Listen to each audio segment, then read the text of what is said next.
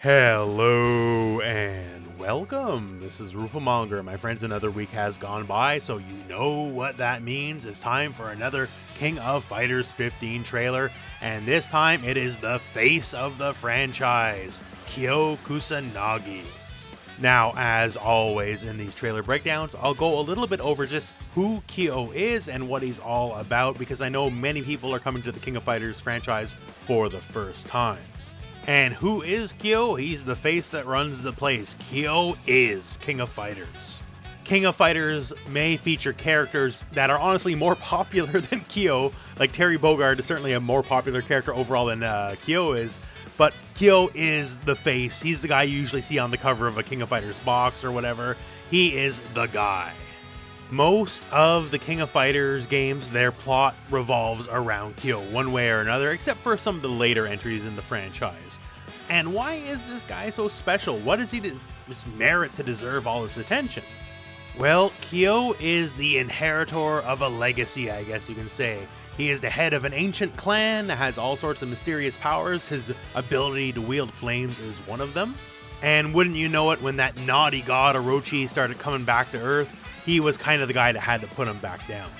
He's really good, but more in the natural talent than actually working hard kind of way. You know, dedicating himself to training like, say, Ryu from Street Fighter, he is not.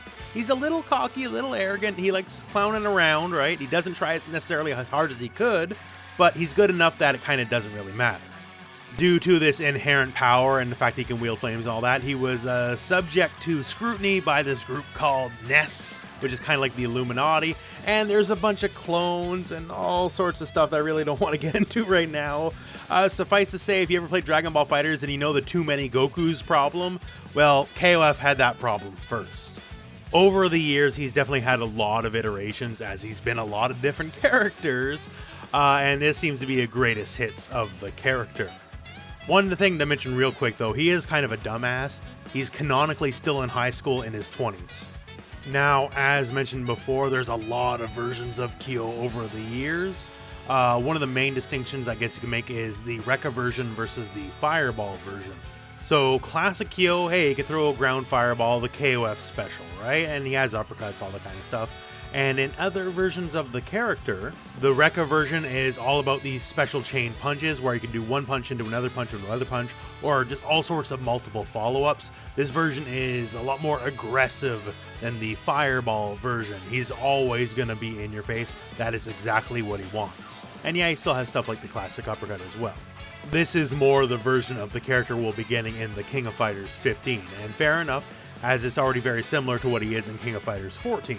Now, on to the trailer breakdown. First things first here, nice little clan logo on his jacket, and that'll come into play in a minute. And hey, do we have dramatic intros against rival characters maybe? Because it looks like Kyo and Iori are having some words with each other. I love dramatic intros, and it's been a long time since they've been in fighting games, so hopefully it's in.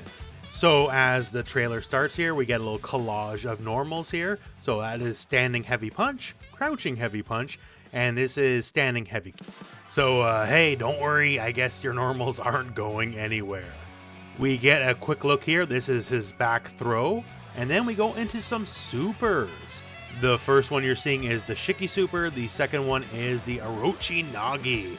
Now both these supers are known for being holdable, in that the longer you hold the buttons, the more they charge up and the more damage they eventually do. And also the Orochi Nagi, with the red flash you see there, I'm assuming that is the level 2 version of the move.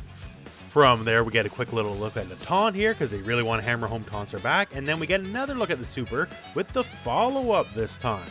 So they're specifically not showing the startup, the super flash here, so I'm not sure if this is the level 2 version that grants the follow-up, or if the follow-up is its own separate mechanic. Either way, it's a pretty big wallop. Here we see his uppercut being used as an anti-air, which is fair enough. It's kind of what one of the things it's designed to do. But also to notice here, they're showcasing Shunei still has his air dashes. Shunei has like kind of anime style movement, and also seemingly improved so from the previous game. So if you're looking for like 8-way air dashes or something, this might be your character as well. From that, we get another quick combo example, perhaps, just standard B&B. Once again, you can do EX moves now whenever, unlike previous King of Fighters 14. So we see this combo structure here. So we start off close heavy punch into forward light kick command normal, into EX red kick, into the Kai kicks to rejuggle, and then into his hit grab. Maybe not too flashy, but this just looks like a totally fundamentally sound bread and butter combo that you probably would be using a fair bit mid-screen. Worried that you can't go gorilla mode with a main story character? Hey, well don't, because Heavy Punch version of his Rekka has a guard point on it, meaning you'll armor through whatever is coming your way. Next, we have another little quick combo here. So jump down Heavy Punch, which is a very silly move, crouch Heavy Punch into his EX Rekka series. We also get a taste here. This is EX uppercut, and just very pretty. I like the flame effects quite a bit. And then it's time to go back to Crazy Town because we're dumping all the meters again. And here's the real mystery. And here comes the level 3, by the way. It looks fantastic. He's burning too many bars. He's burning 6 bars again. This happened before, and now it's happening again. So we can see he's glowing blue a little bit, which means he's in max mode. So we did a level 1 Orochi now into our level 2, and then we're climax canceling into our level 3 on the follow-up hit here. And yeah, it's too many bars. So maybe max mode is its own thing. Like max mode, I'm assuming gives a property that the level 3 has 1 bar reduced. So it will be 5 bars, but it takes a bar to go into max mode to begin with. So perhaps max mode is its own separate mechanic, like say the drive meter in the King of Fighters 13. So your classic meter is here at the bottom and the drive meter is on top. So maybe that's how max mode now works in KOF 15. We can see at the beginning of the sequence he's already glowing a little bit blue like max mode is in KOF 14. So maybe it's a separate thing, so you enter max mode completely separately from the rest of your meter, and this is what allows these 6-bar combos, as being in max mode will reduce the cost of the level 3 super move. And that level 3 super move, by the way, big old punch here, and we get the fireball, and it's exactly the clan crest on his back. Which, if you remember Iori's trailer, was the same deal. So makes me think there might be something up with that specifically. So no, we did not get a team complete at the end of this trailer, unlike the first 3 trailers, right? So first 3 trailers was Team Hero, and this, well, we didn't get anything, right?